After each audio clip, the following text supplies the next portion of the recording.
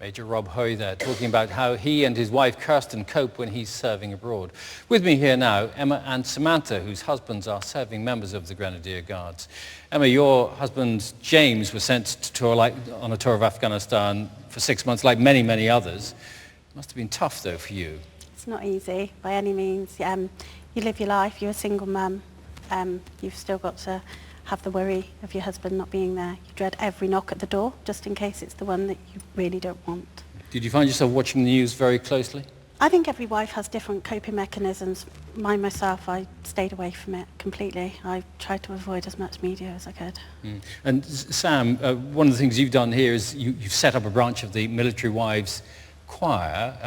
How does that help women in your situation? I think it's more the support more than the singing. You're with a group of ladies that are in exactly the same situation as you, but you don't have to explain what are the challenges of being a military wife because they all understand.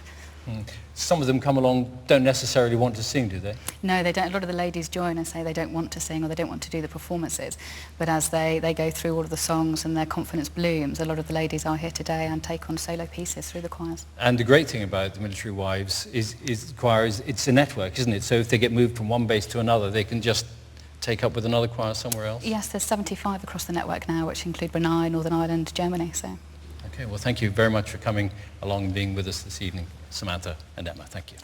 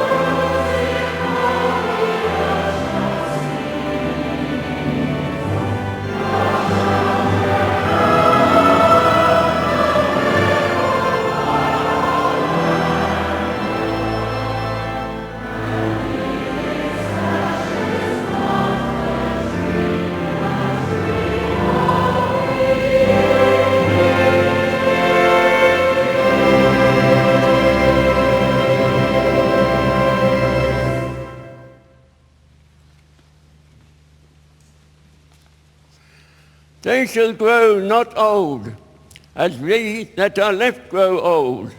Age shall not weary them, nor the years condemn. At the going down of the sun, and in the morning, we will remember them. We will remember them.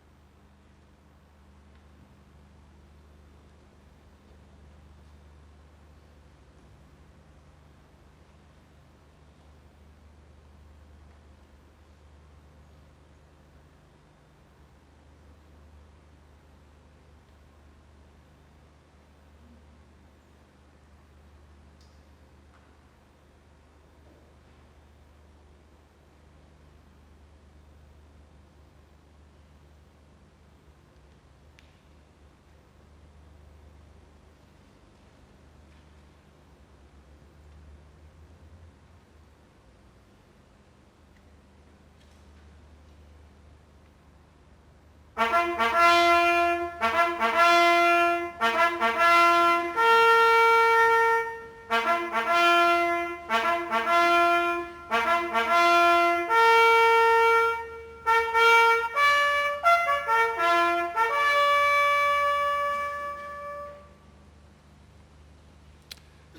of light and love, grant us the humility to seek your forgiveness and the will to practice it in all our dealings with others. Help us all in the days ahead to always seek the good of your world and to work to increase peace and justice. Guide, strengthen and sustain all members of the armed forces in their work throughout the world, and grant that they may always live up to the highest traditions of their service. Through Jesus Christ our Lord. Amen. Day, we remember those who gave their lives for our freedom and thank the men and women currently serving for the daily sacrifices they make on our behalf. Our final hymn is by request of the army here, speaking as it does of God's guiding influence and the hope of a better world. Michael Ball leads the congregation now in the inspirational "Guide Me, O Thou Great Jehovah."